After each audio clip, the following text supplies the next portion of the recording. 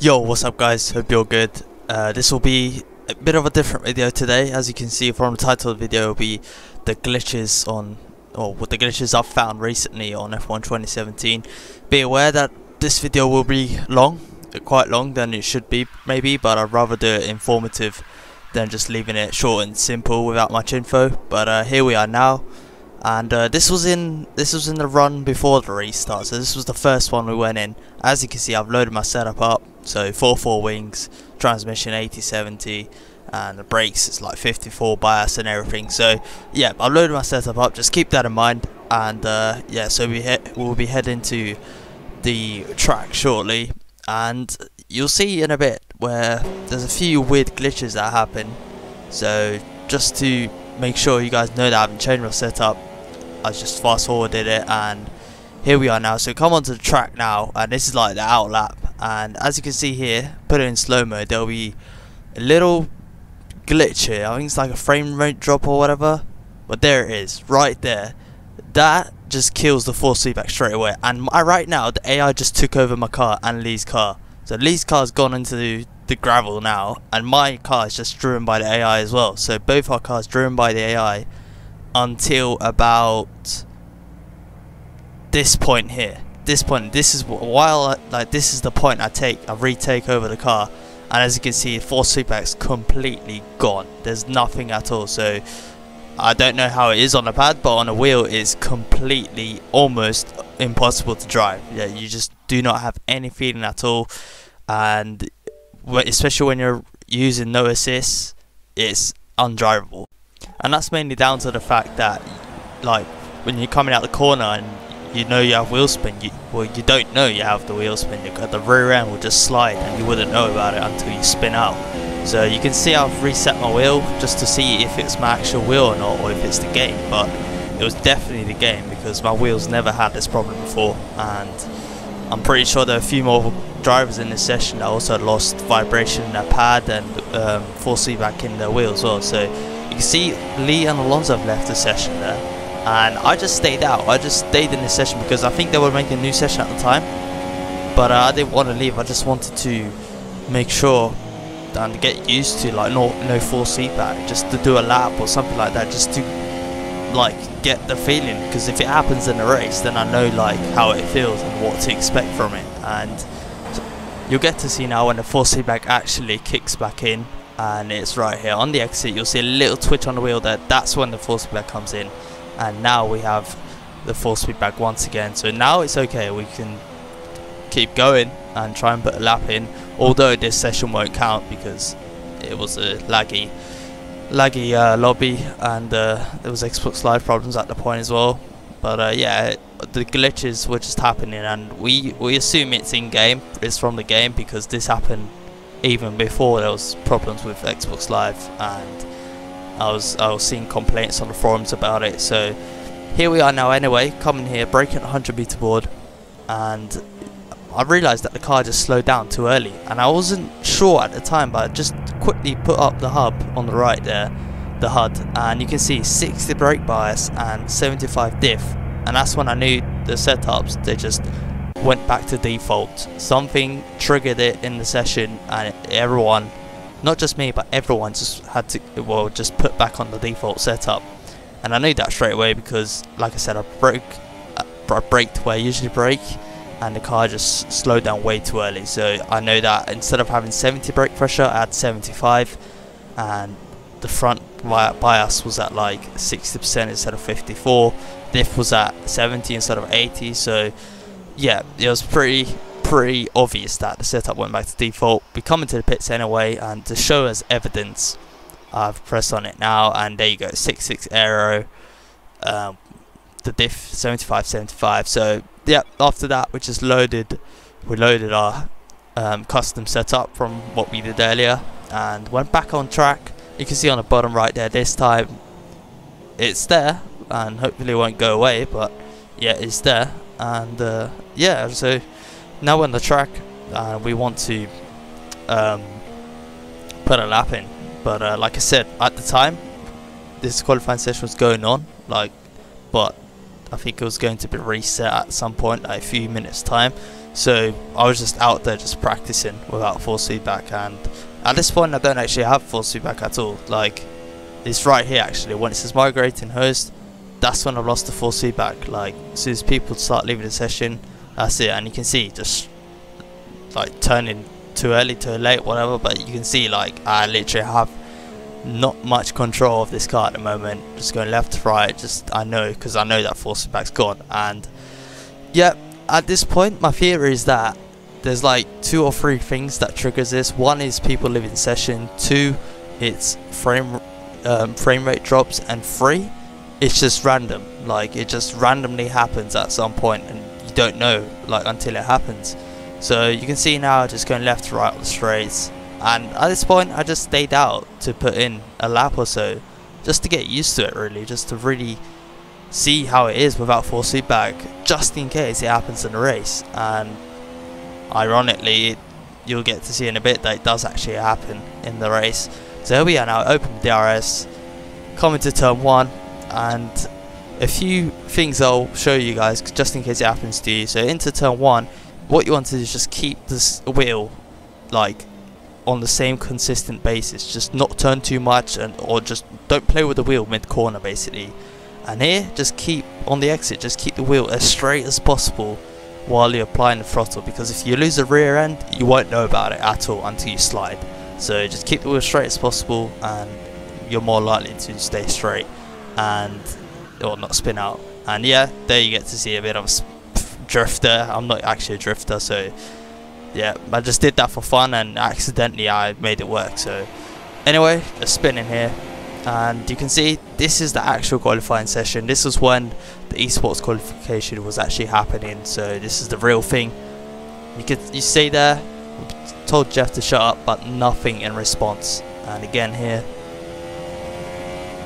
press box this tab, and usually when you press those commands he says something about like copy, or he'll give you the information on the driver in front, but I didn't have it at all. My brother didn't have it at all. Like Alonso, he didn't have it at all. Jeff just did not talk at all. And you get to see here now, I think this was in our second run. Weather report, nothing. Normally it'd say like conditions should be dry, or there's no clouds or something like that. You'd just say that, but this time nothing at all. Again. So yeah, that pretty much just confirms that Jeff just was not working. And I had the subtitles on, so even if he talked you would have seen it down below on the screen that he talked. But here we are now in the race. This is the actual AOR esports event race, and into turn 1 we're side by side with Lee. And you get to see now the point I lose the force feedback once again. So here, did you see that glitch, that twitch there? That's when I lose the force feedback once again. And I'll put it in slow-mo as well just to show you guys. So here we are now coming into this corner here. We start turning, and if you look at the wheel, there was a little twitch there, and that's when the force feedback just went from me. So I was turning into the corner and it just eases in even more because there's no force, there's no anti-force that's that you go right, so when you're turning left. So end up again turning a bit much, and right at this point I've lost force feedback. And coming into here, I'm just trying to survive. I'm not trying to like attack anyone, I'm just staying on the inside and just trying to just keep the car on the track. That's all I want, because once it comes back then I'm sorted. Until then I just need to survive. And coming through here, the left-hander and through the right-hander now, and you can see we're spinning, the rear just slides out, and again here sliding out. And right now JD's on the inside, he's gone past, we get squeezed off the track there. And yeah, at this point again just trying to survive. Like, it's fine, drop into third is fine. Alonso just misses brake point, nearly went down the inside of us there. And yeah, at this point just keeping the wheel as straight as possible right here.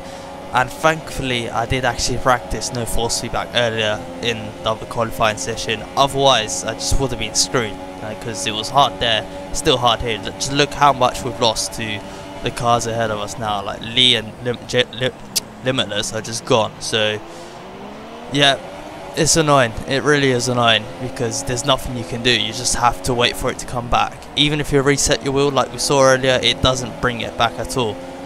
But yeah, this is when it gets annoying. This is when it gets really annoying. And coming into turn 1 now, braking a bit earlier than I usually do, start turning in, and yeah, you have no sense, or you have no feel of the car. So yeah, it's annoying. It's annoying. Some of it was mentally as well, because like you're thinking more about the force feedback than actually turning the corner. But at that point, the rear was like snapping out. The car was sliding out, and the rear was snapping out. But I had no clue until I just spun basically. So yeah, really annoying. It really is. But nothing you can do now. It's better to happen now than in the actual event in the semi-finals or whatever.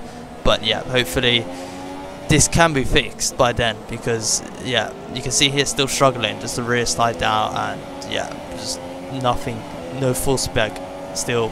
But you'll get to see now when it actually comes back. Braking here, this is when it comes back, and as soon as I started locking up there, I felt it in the wheels. I just backed off quick, straight away, and I knew the force feedback was back. So thankfully it came literally just before that right-hander. Otherwise, like last lap, we would have been screwed through that right-hander. Just would have had like no chance of keeping up with Ryan ahead of us. And now we've got a run on him, a slight run of him. We put it down the inside, and yeah, we're locking up now, and we know we're locking up, so we're more confident on the brakes, and we can just back off or just ease off the brakes, because we know, or we can feel the lockup. So yeah, it's much easier to brake with the force feedback, because like I said, you can just feel the force feedback. So anyway, moving on to a few laps later, again you get to see here pressing Jeff to wait for the weather report, and nothing back. Again, just nothing back, and we have no clue when how long the rain's gonna last. We don't know when it's going to stop. We only know that it's just started. That's all we know. And I had my brother in the party chat, Alonso, and he didn't know either. But anyway, coming here, you'll get to see, yep, Cold Head retired from the session, and we've just lost force feedback once again. We have no force feedback, and yeah, I think, like I said earlier, I think it's just people retiring from session, leaving session, that causes it, as well as frame rate drops. And coming into the hairpin now, braking, and yeah, there's literally nothing you can do really. Like, I brake where I usually brake. That's a mistake by me, because I shouldn't have done that without any force feedback. I should have braked a bit earlier. But again, it was all mentally as well. Like, if you know you have force feedback, it's in your head, and you start thinking about it. There you can see Coldhead has left the session, and we've got the force feedback back.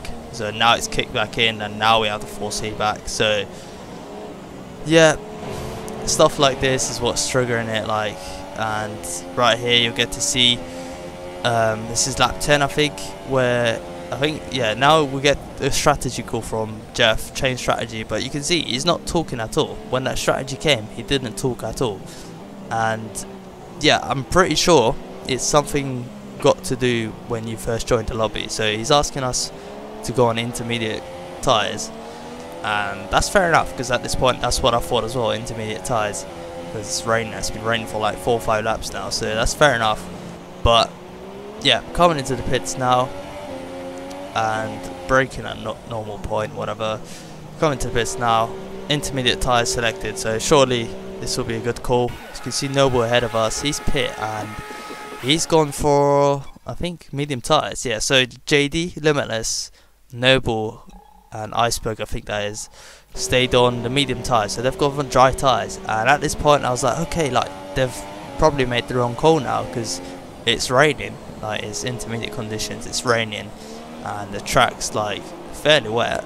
It's been, like I said, it's been raining for like 5-6 laps now. So definitely, I'd say it should be intermediate conditions. And usually, well, going by what happens in real life, I think Silverstone 2015 is a good example, where it rained for like 2-3 laps, and it was intermediate conditions. Like, you just had to go on inters, and I think Rosberg was catching up to Hamilton, and he was slipping and sliding, and there you go, the RS disabled. That's when it just confirms to you that the track is definitely getting wetter. But after like 7 or 8 laps, which I think is an exaggeration. I think the track should be wet after like 3-4 laps. Should be intermediate conditions at least after 5 laps. And you saw there again, we asked for the weather report, and nothing was said back. and this is lap 16 by the way, and this is when we get to see Noble and I think that's Limitless that pit.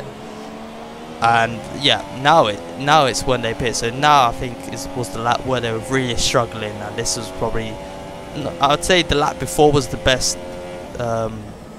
lap to pit and get, like, that's the best crossover point. But yeah, 10 laps or 11 laps of rain is what makes it dry tinters. I think that is pretty ridiculous. And again, just press on weather report there. Nothing said back by Jeff, and there's nothing you can do really in this. At this point, there's nothing you can do because you're asking for the weather report to know when the rain's going to stop. And if the rain's going to stop in a few laps' time, you could just risk and stay out on the intermediate tyres. And another glitch there you would have seen, I put the downforce to 3 and it just went to 2. It just went from 3 to 2 by itself. I didn't put it to 2, I just pressed 3 and just went back up, and suddenly it just decided to go back on 2. So I've seen that glitch on, I think, Ciaru's video before, where he changed like his fuel mix and his wing just went from like 2 to 4, something like that. So that's another common glitch I think, and that might be in the new patch that's coming out, I'm not sure. But small glitches like this is what's like causing a lot of problems, not just for me but for everyone else as well. But yeah, like I was saying, I think the maximum lap should be about 5 or 6 laps, not like 10 laps for it to go from dry to wets. And we're coming to the pits now for a new set of inters because the tyres are going off. We could go about 3-4 more laps, but going by what's going on now, I thought it was going to rain to the end. So if it's going to rain to the end, I'm happy to just go on inters now and go to the end on inters. But yeah, you'll get to see now lap 21, and we're right behind Noble, who's on intermediate tyres. So this is like 2 laps. Yeah, this is 2 laps or 3 laps after I've pit for inters. And you'll get to see now the rain has stopped. Right now it's stopped. There's no rain anymore, so the rain stopped. This is lap 22, and I'm not going to show too much of this battle because I plan to put it in no, I just showed the race highlights tomorrow from my perspective from this race. And you get to see now the track's actually dried up, like it's actually gone almost bone dry, and it's only been about 1 sector, so DRS enabled straight away. Like, it's just this, I actually can't believe this as I say this, but this track's just dried up so quickly. And yeah, now we get the change strategy call again. Jeff not talking because he's just broken, he's silent, he's not talking at all. And now we get called to pit in for super softs, and this is all in the same lap, lap 22. This is when we come in, go a bit wide because we braked too late. But yeah, now we go into super soft tyres, and it's only been 1 lap since the rain stopped, so it takes 10 or 11 laps to go from dry to inters, but it only takes like 1 lap or half a lap to go from inters to dry as soon as the rain stops. To me, that makes no sense at all. It just does not make sense. I personally think that's a glitch where, like, it's just the weather's just broken. That's all I can say, because last season something like that happened in, I think, season 12 Germany, where it took like 15 laps of heavy rain to go from inters to like wets. So yeah, that's a complaint from me. That is a complaint, by the way, just to confirm. I think the weather, like, is too long. Like, it just takes too long to go to inters. Like, it should only take 4 or 5 laps, but it takes like 10 laps, 11 laps. That's my personal opinion, but I'm going by what happens in real life. Like, that's the realistic way, in my opinion. And for it to go to dry straight away, you can see people are just putting in fastest laps at this point. They're straight away putting in fastest laps, and it's only been 2-3 laps. So yeah, I'm hoping this is a one-off really, and that it only happens on this track, because realistically, like I said, I think it should be better if it goes from dry to inters quicker and it goes from inters to dry slower. That takes more laps. But either way, that is pretty much it from this video. Hope it does help Codemasters, because I think I've showed enough that what causes like the force feedback and what the weather glitch is, and also Jeff, like, why does he not talk? I don't know why he doesn't talk, but he just didn't talk the whole race and qualifying. So that's pretty much it. Hope it helps, and goodbye.